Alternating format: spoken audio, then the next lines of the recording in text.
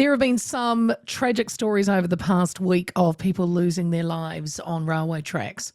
Police are continuing to investigate a train fatality in Invercargill on Monday afternoon, including work on an ongoing formal identification process. An adult male was hit by a train at the rail pedestrian crossing on the corner of Tyne and Ness Street shortly after 5. A similar tragedy occurred last week when 13-year-old Matamata College student Sari Morton was fatally struck by a train. Matamata Piako Mayor Adrian Wilcock said there had been requests from the public for a fence to be installed on the roadside of the tracks, but it was out of the council's jurisdiction, adding she would be assisting relevant authorities to see if anything could have been done to prevent the tragedy.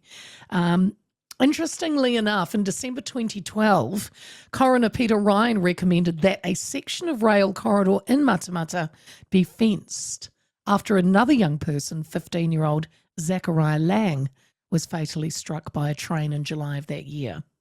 He was killed instantly. Kiwi Rail failed to follow the coroner's recommendations at the time to fence off an area of railway line where the young Matamata College student was killed. How do we, you can't fence off, of course, the entire rail network, but what can we do to protect ourselves and those around us? Megan Drayton is TrackSAFE New Zealand's Foundation Manager, and she joins me now. Megan, good afternoon. Good afternoon, Leah. Lovely to see you today, and thank you for taking the time. Sadly, 2 deaths, Megan, in a short time frame, and I can imagine we've had many near misses as well. Do you have any stats of near misses around the country?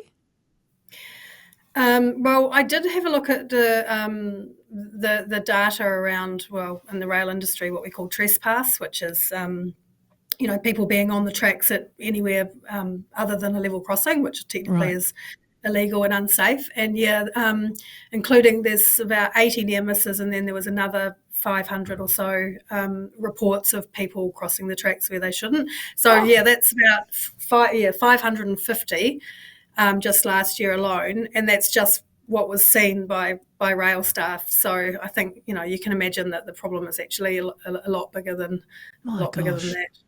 So so besides crossing where you're supposed to cross, is it illegal to just wander off down the track and cross wherever? Yeah. Under the Railways Act, the only legal place that you're allowed to cross railway tracks is at a level crossing. Right. So a formed crossing where there will always be signs at the very least, and in some cases there'll be flashing lights and bells as well. So technically, I don't know whether everybody understands this. Technically, it's illegal, and obviously really unsafe to walk on railway tracks anywhere else. So, obviously, without going into the case of the young girl in Matamata, and it's just such a tragic story, that there had been a coroner's recommendation 13 years earlier when another young person was killed to fence off an area across from the school. Do you, in your opinion, feel there are still parts of tracks around the country that should have these safety features, should be fenced off at least? Yeah, well, as you said in your intro, the rail corridor is about just under 4,000 kilometres of track. So, certainly fencing the whole network is probably near on impossible. But agreed, I think there probably are some areas, that could be looked at. And I know that, that in that particular case, I know that Kiwi Rail and the council are in discussions already about what can be done to prevent something like that happening again. And I think, at the very least, I think the first step is probably to deal with some of that vegetation along that stretch of the corridor, because there's no visibility for the locomotive engineers driving the trains. They just can't see what's in front of them because there's so much vegetation. So, I'm hopeful that, as a first step, that's something that will happen pretty soon. Can we talk about research that shows young people are less likely to take risks around railway tracks if they've listened to stories of someone's personal experiences? Is that correct? Yes. So that was some research that a colleague at who's working at KiwiRail at the moment. She did her master's thesis at Otago University, and that's exactly what she looked into. Was the impact of a personal story on young people and their how whether they would take risks or not. So we went out to a couple of schools in South Auckland, I think, from memory, or West Auckland. We took, there was sort of a control group, a control school, where they were just given sort of a basic rail safety presentation. And then the other school, we took someone who had been hit by a train many years ago who survived, but has got sort of, ongoing brain injuries, 15 years later. 20 years, I think. And we also took a locomotive engineer to talk to the students about the impact on them personally when they're involved in incidents. And that was, so her research found that the students that had received that sort of personal story it certainly indicated in the follow-up research that they would be less likely to take risks around the rail. It makes tracks. sense, doesn't it, Megan? Because anyone that tells a personal story that affected them, people's ears prick up more than just giving them lots of stats. It makes sense, but it's not just the young people, is it? We're talking all ages, people walking, biking, and of course cars that put themselves in danger as well. Yeah. Motor vehicle collisions tend to be an older sort of cohort of people. So the research that we've done, right, looking at fatal and serious injury collisions, certainly it's men, predominantly men, sort of in that sort of 40 to 65 age group. So I don't know what that says. Whether we just get a bit complacent, maybe relaxed, possibly. I don't know. It's hard to say.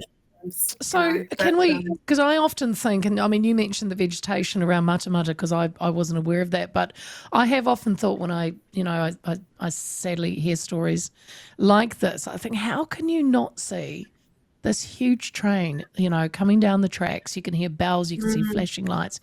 Megan, is part of this issue too, is people are just nowadays, they're not paying attention. Is it the earbuds, the headphones, the phones? Is that a big contributor?